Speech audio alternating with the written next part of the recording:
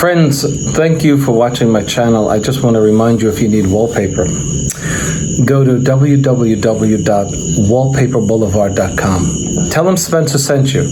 In fact, if you use my hashtag, Spencer Colgan is wallpaper, they'll be sure to give you 10% off at your checkout. No matter how much you order, they have a wide selection of wallpaper. Check it out. Tell them I said hello.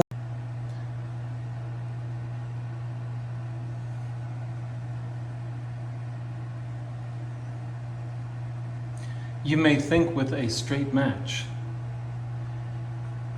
there's no waste. Only with a drop match or a half drop you'll have waste. But that's not the case.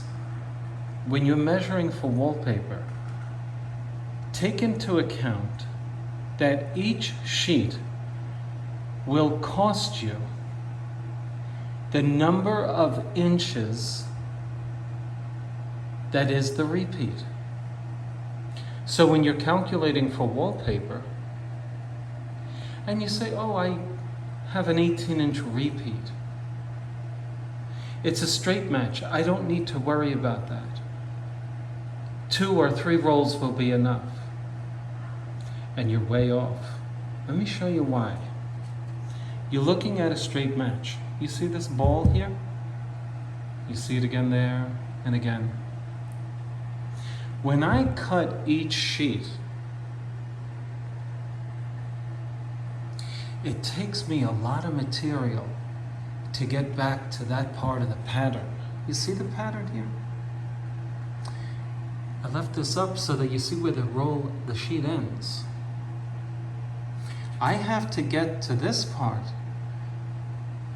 in order to get my wallpaper to match up.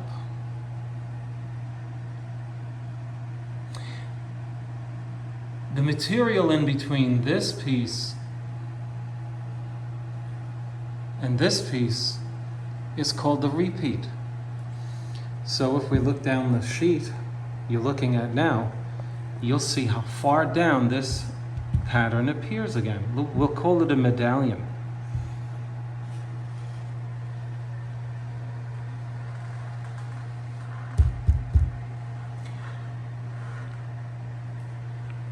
In order to start my second sheet,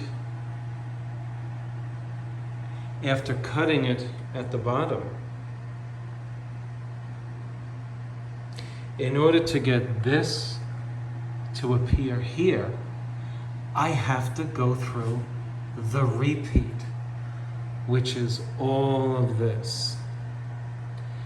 Depending upon where I end my sheet at the bottom, will tell me how much of the repeat or how much space I'll have to go through to get to here again. Now here's the problem. If your walls dictate that at the very bottom you fall just short of this, well, when you take this second sheet with this to the wall, it might be too far above where it's supposed to be, which means you have to go all the way down to this one to get this here. And when you start wasting 3 feet of wallpaper to match this up, the splice comes in particularly handy. For those of you who just began hanging paper and you're unfamiliar with what I'm talking about, take a look at Spencer Colgan Wallpaper on my YouTube channel and look up splicing or splice wallpaper. And you'll see that if your wallpaper were all good on this sheet except for right here, and you had a space because of where the bottom of this one fell, well, I show you that on many patterns you can simply leave it blank here and splice another piece in to complete the top or to complete a bottom.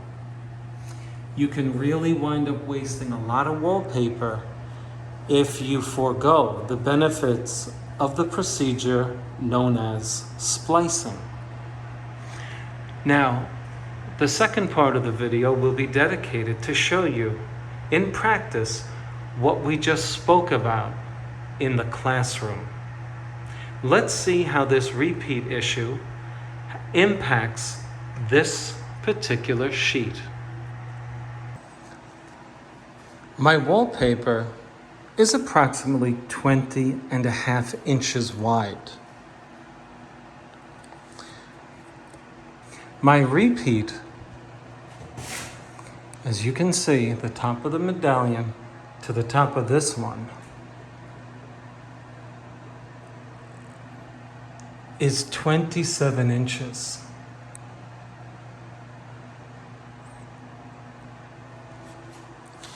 Let's see where the sheet of wallpaper ends at the bottom of the wall.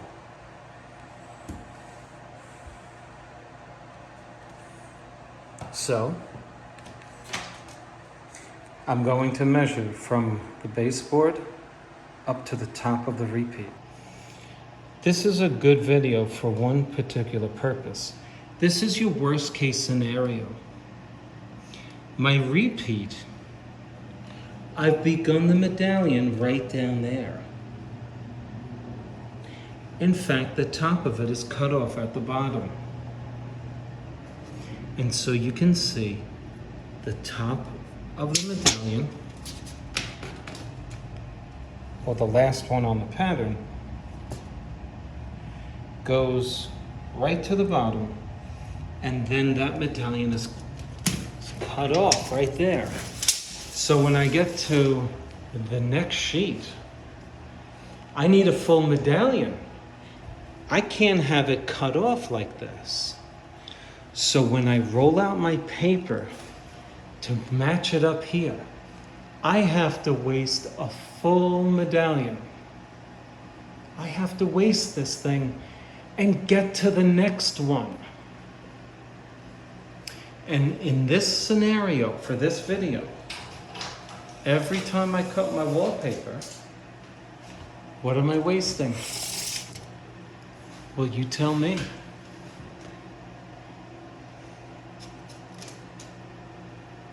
In order to get this piece up to here, which is what I had to do when I wasted all of this space, I'm wasting a full 27 inches.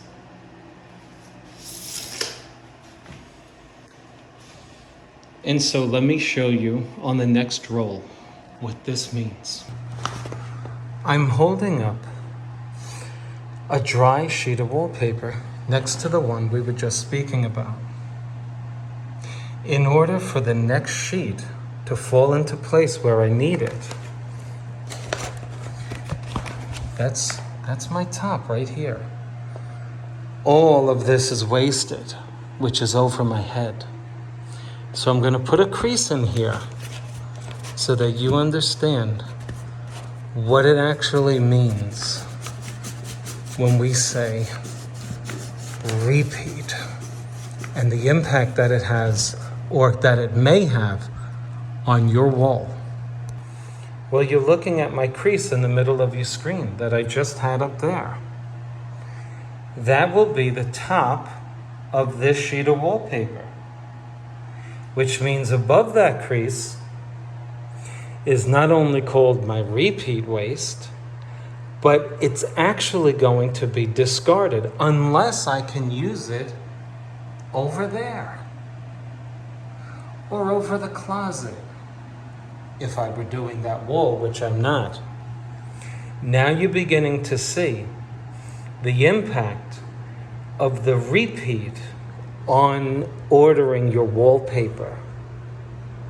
Now I'm going to show you how to measure for an accent wall.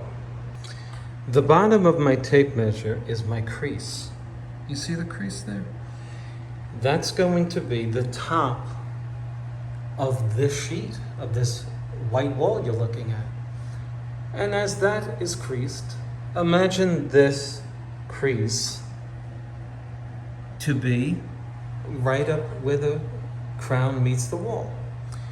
look at the distance from the top of the wallpaper here, which is going to be at the top there. Look at the distance. It's not surprising that the distance between the top of the wallpaper and the waist is less than and no greater than the repeat number. Our repeat, remember, is 27 inches. You'll never exceed 27 inches on the repeat, because when you come up, you're going to be able to match it.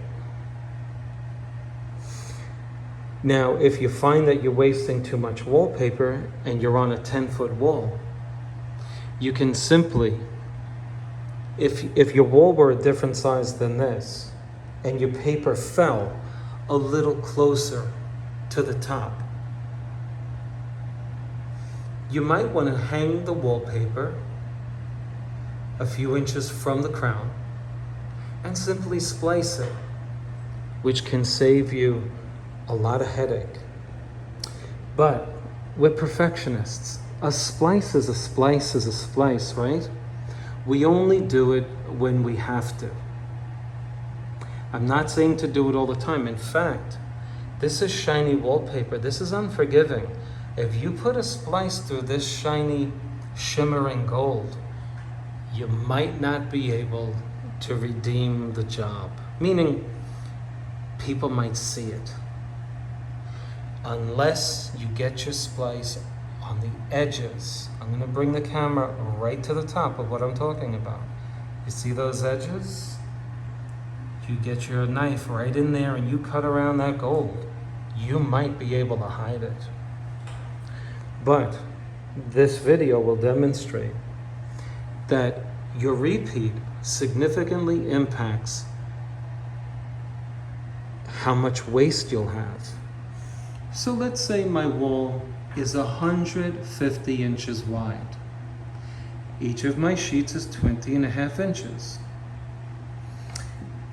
I add, at the end, a little more to accommodate for flimsy wallpaper tearing and human error. But let's say it's 150. I take 150 inches and I divide 150 inches by 20.5. It'll tell me how many sheets I need to hang on the wall. And then, to determine the number of rolls, I see what my pattern is.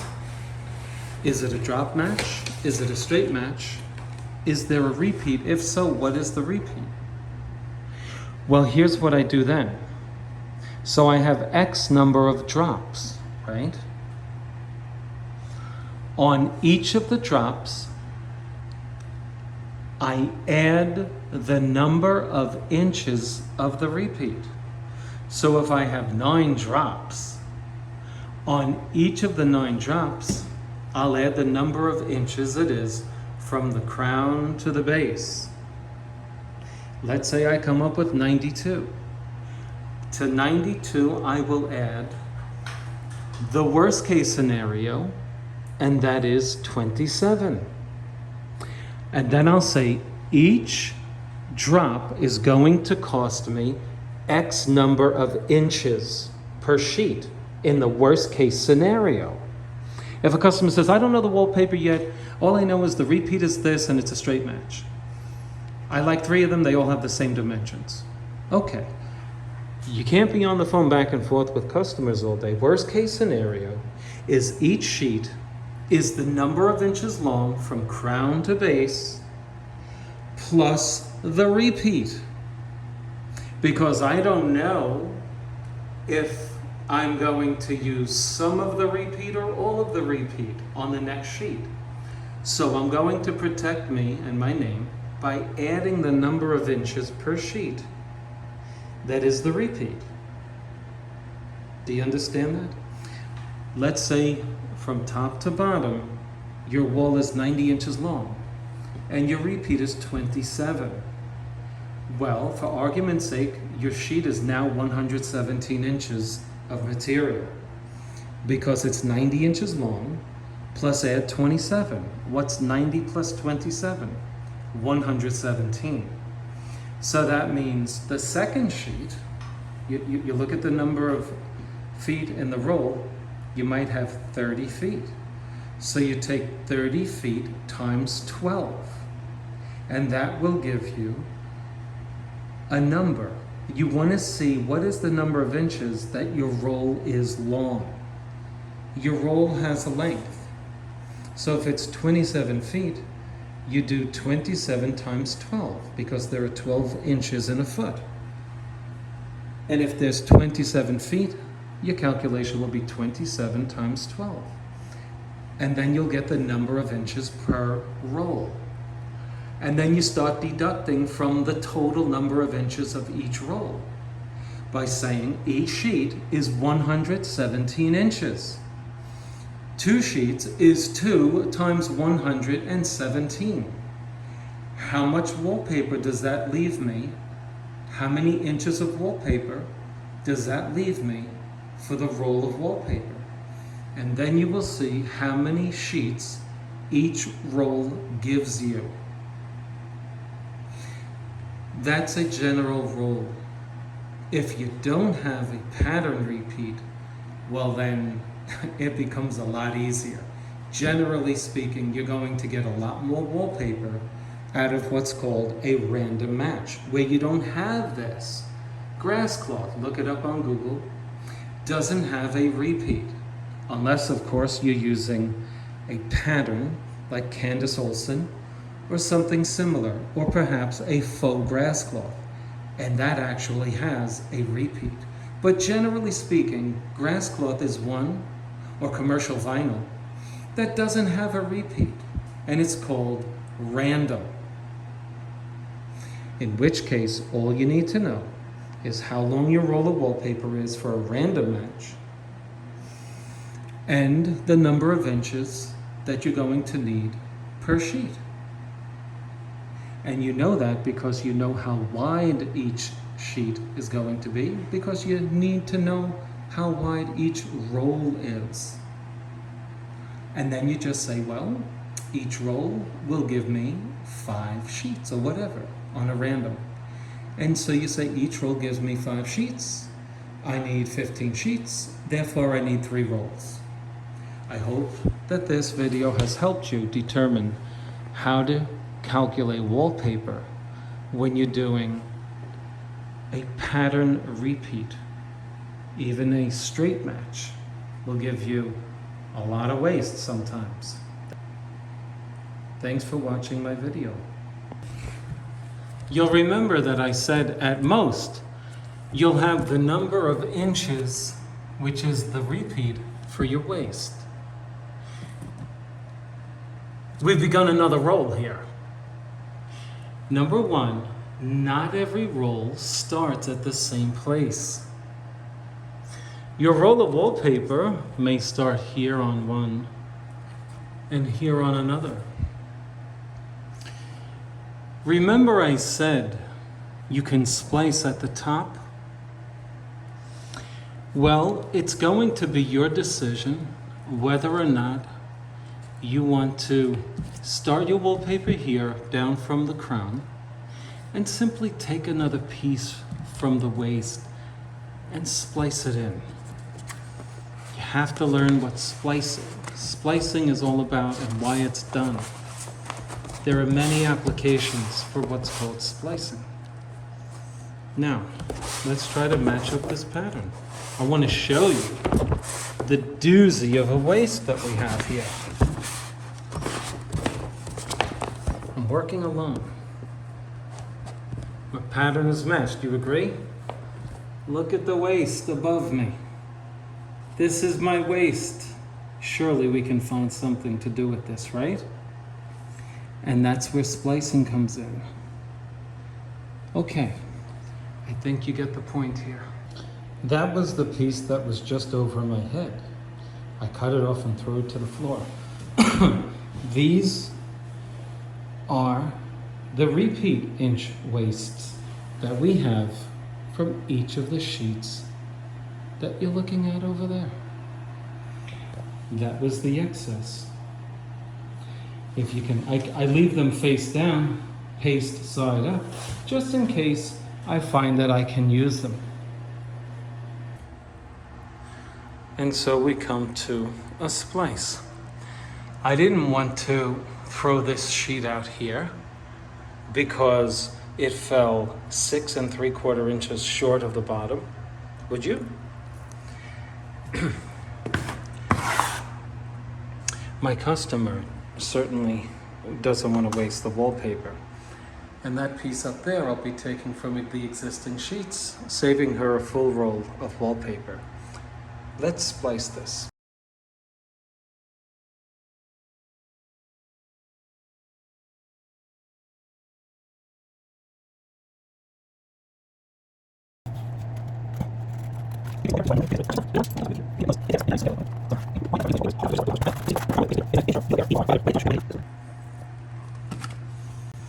Okay. Now this is our overlap piece, right? And you want to match that up perfectly. Okay? If you have a curved line matched up and the 90 matched up, it's a sign that you're perfectly matched up.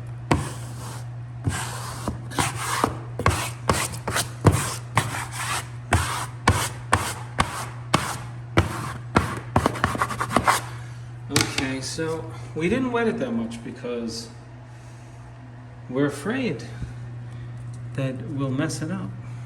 Okay, so where is our wallpaper underneath?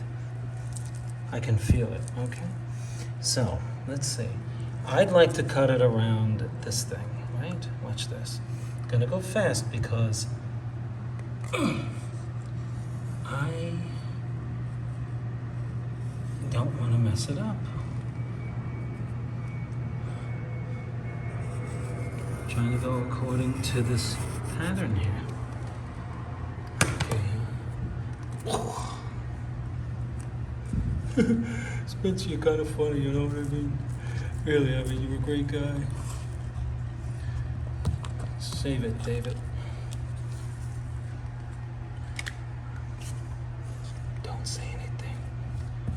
Don't tell the homeowner whatever you do. Shh. Now, let's be professional here. Okay? Let's just talk logistics. I strongly advise you guys, first of all, gentlemen, do not tell your wives this trick.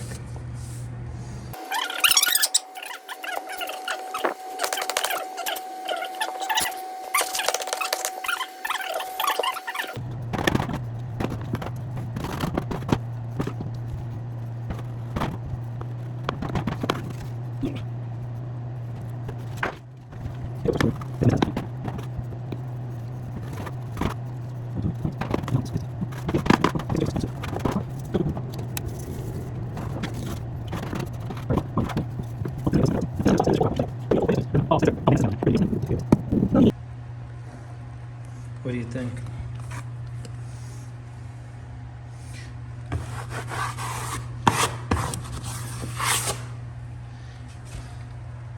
You judge for yourself. You let me know.